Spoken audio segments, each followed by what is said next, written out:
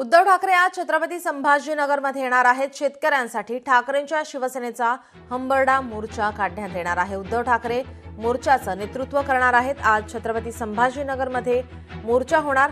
नुकसानीचे पंचनामेही नाही आणि सरकारचे मदतीचे दावे। उद्धव ठाकरे यांच्या नेतृत्वाखाली हंबरडा मोर्चाचं आयोजन करण्यात आलेलं आहे। महाराष्ट्रातील अनेक प्रश्न, ओला दुष्काळ जाहीर करा, शेतकऱ्यांची कर्जमुक्ती करा, हेक्टरी 50,000 रुपये मदत जाहीर करा आणि शासनाच्या धोरणांविरोधात हा मोर्चा आयोजित केला गेला आहे। आदित्य ठाकरे, संजय राऊत, अंबादास दानवे, चंद्रकांत खैरे यांच्यासह अनेक नेते उपस्थित राहणार आहेत। सकाळी 11 वाजता या मोर्चाला सुरुवात होणार आहे। हा मोर्चा क्रांती चौक परिसरातून सुरू होईल तर गुलमंडी या ठिकाणी समाप्त होईल।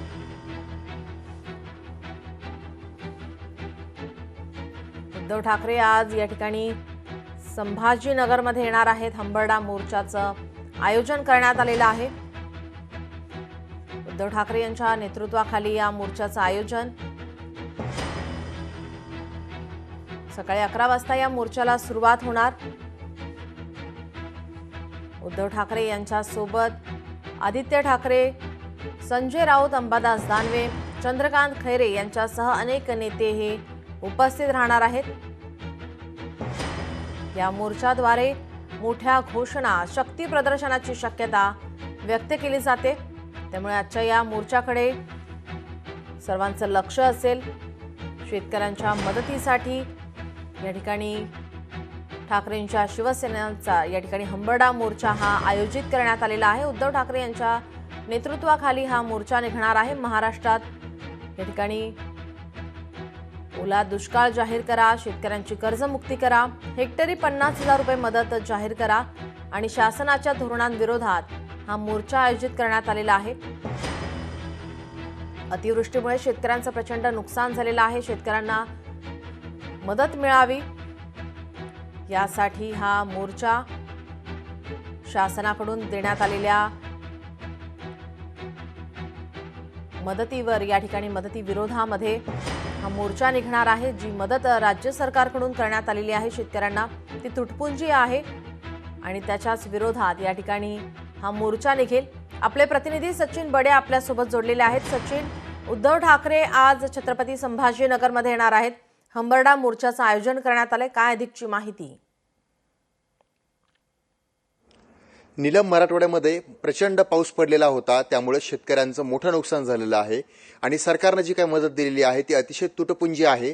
त्यामुळे शेतकऱ्यांना जास्तीची मदत मिळावी, त्यासोबतच ओला दुष्काळ जाहीर करावा आणि शेतकऱ्यांचं जे काही नुकसान झालेलं आहे, मग ते त्यांचे पशु दगावलेले आहे, त्यांच्या जमिनीची माती वाहून गेलेली आहे, त्यामुळे त्यांना मोठा मोबदला मिळावा हीच मागणी धरून छत्रपती संभाजीनगरमध्ये शिवसेना उद्धव बाळासाहेब ठाकरे पक्षानं हंबरडा मोर्चाचं आयोजन केलेलं आहे आणि या मोर्चाचं नेतृत्व स्वतः पक्षाचे सर्वेसर्वा उद्धव ठाकरे करणार आहेत। त्यामुळे ते छत्रपती संभाजीनगर दौऱ्यावर आहेत। 11 ते 12 वाजेला हा मोर्चा सुरू होत आहे। छत्रपती संभाजीनगरातील क्रांती चौकातून या मोर्चाला सुरुवात होणार आहे आणि तो छत्रपती संभाजीनगरातील गुलमंडी परिसर, जे बाजारपेठाची परिसर आहे, त्या ठिकाणी हा मोर्चा समाप्त होणार आहे।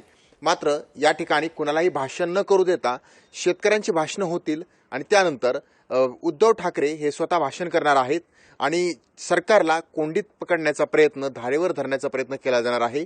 उद्धव ठाकरे यांच्या दौऱ्यावर काही जणांनी प्रश्न सुद्धा उपस्थित केलेले होते।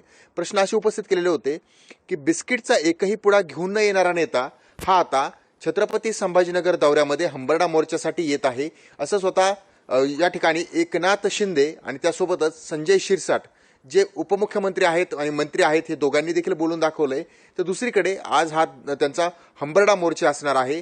मग शेतकऱ्यांचा हंबरडा घेऊन आम्ही रस्त्यावर उतरतोय असं ठाकरेंकडून बोललं जातंय।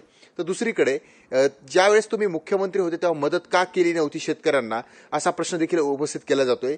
त्यामुळे मग शेतकऱ्यांना सरसकट कर्जमाफी असेल, ओला दुष्काळ जाहीर करणं असेल आणि मोठी नुकसान भरपाई देण्याचा प्रश्न असेल, हे सर्व प्रश्न घेऊन, हे मुद्दे घेऊन आज उद्धव ठाकरे हे मोर्चामध्ये सहभागी होतात। ते मोर्चा करतायत आणि या मोर्चाच्या माध्यमातून सरकारला धारेवर धरण्याचा प्रयत्न उद्धव ठाकरे यांचा असणार आहे। त्यामुळे या मोर्चामध्ये आता किती शेतकरी सहभागी होतात किती संख्या या मोर्चामध्ये असणार आहे हे पाहणं महत्वाचं आहे. नीलम, जी नक्की सचिन, जर आपण पाहिलं तर काल मुख्यमंत्री देवेंद्र फडणवीस आणि उपमुख्यमंत्री एकनाथ शिंदे हे सुद्धा छत्रपती संभाजीनगरमध्ये आले होते.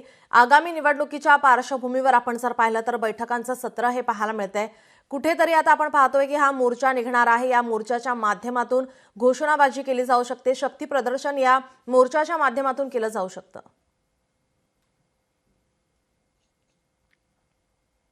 स्पॉट सध्या छत्रपती संभाजीनगर बनलंय. कारण कालच मुख्यमंत्री उपमुख्यमंत्री दोघंही उपस्थित होते. मुख्यमंत्री